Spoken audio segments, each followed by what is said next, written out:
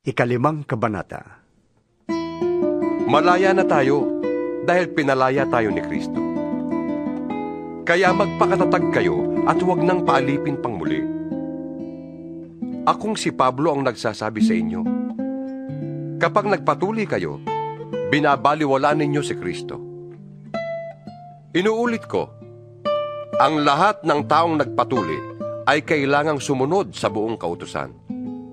Kayong nagsisikap na maging matuwid sa pamamagitan ng pagtupad sa kautusan, nahiwalay na kayo kay Kristo at nawalay sa habag ng Diyos. Ngunit kami umaasa na kami magiging matuwid sa pamamagitan ng pananampalataya at ito'y sa kapangyarihan ng Espiritu Santo. Sa mga nakipag-isa na kay Kristo Jesus, hindi na mahalaga kung ang isang tao ay tuli o hindi. Ang mahalagay ang pananampalatayang nakikita sa mga gawang udyok ng pag-ibig. Mabuti na sana ang inyong ginagawa. Sinong pumigil sa inyong pagsunod sa katotohanan? Hindi yang gagawin ng Diyos na tumawag sa inyo. Wika nga, napapaalsa ng kaunting libadura ang buong masa ng harina. Nagtitiwala ako na sasang-ayon kayo sa akin sa bagay na ito, dahil sa ating kaugnayan sa Panginoon. At natitiyak kong parurusahan ng Diyos ang sino mang nanggugulo sa inyo, kung sino man siya.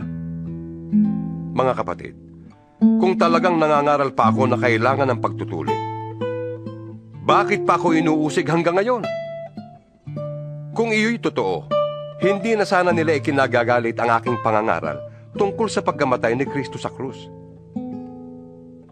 Sana'y ang mga nanggugulo sa inyo ay hindi lang magpatuli, kundi tuluyan ng magpaputol. Mga kapatid, tinawag kayo upang maging malaya.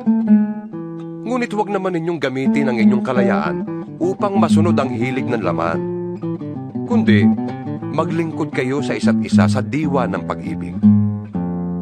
Sapagkat ang buong kautusan ay nauuwi sa isang pangungusap.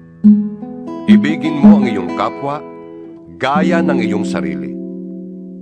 Ngunit kung kayo'y nagkakagatan at nagsasakmalang parang mga hayop, mauubos kayo. Sinasabi ko sa inyo, ang Espiritu ang gawin ninyong patnubay sa inyong buhay at hindi kayo magiging alipin ng hilig ng laman. Sapagkat ang mga hilig ng laman ay laban sa kalooban ng Espiritu, at ang kalooban ng Espiritu ay laban sa mga hilig ng laman. Laging naglalaban ng dalawang ito, kung kaya hindi ninyo magawa ang ibig ninyong gawin. Kung pinapatnubayan kayo ng Espiritu, wala na kayo sa ilalim ng kautusan. Hindi maikakaila ang mga gawa ng laman: pakikiapid, kahalayan at kalaswaan, pagsamba sa Diyos-Diyusan, pangkukulam, pagkapuot sa isa't isa, pag-aaway-away, pagsiselos, pagkakagalit at kasakiman, pagkakampi-kampi at pagkakabahabahagi, pagkainggit, paglalasing at katakawan, at iba pang katulad nito. Muli ko kayong binabalaan, ang gumagawa ng mga ito ay hindi tatanggapin sa kaharian ng Diyos. Subalit, ang bunga ng Espiritu ay pag-ibig, kagalakan, kapayapaan, katyagaan, kabaitan, kabutihan, katapatan, kahinahunan, at pagpipigil sa sarili. Walang batas laban sa mga ito. Pinatay na ng mga nakipag-isa kay Kristo Jesus ang kanilang makalamang pagkatao, pati na ang mga masasamang hilig nito. Kung ang Espiritu ang nagbibigay buhay sa atin, siya na rin ang paghahariin natin sa ating buhay. Huwag na tayong maging palalo. Huwag na nating galitin ang isa't isa, at huwag na rin tayong mag-inggitan.